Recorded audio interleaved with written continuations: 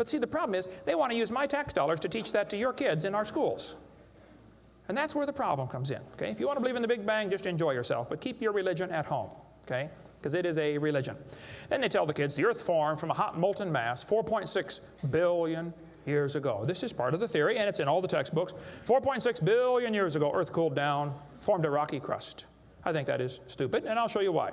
Was the earth ever really a hot molten mass 4.6 billion years ago, and it cooled down? This textbook says, as earth formed, the surface was like the moon. There were hot pools of bubbling lava. I don't think so. My Bible says the Spirit of God moved upon the face of the waters.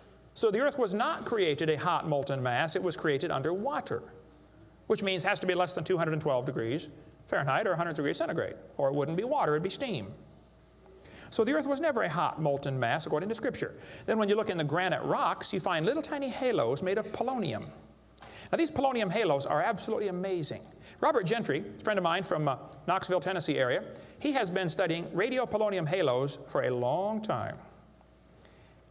I met him back in the year 2000 and went down to his laboratory and I got to see some of the halos through the microscope.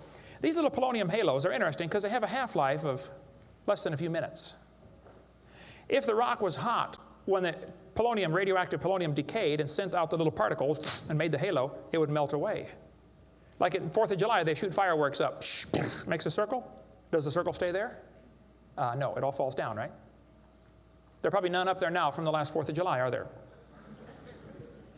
You'd have to freeze the whole atmosphere to keep that sphere in place.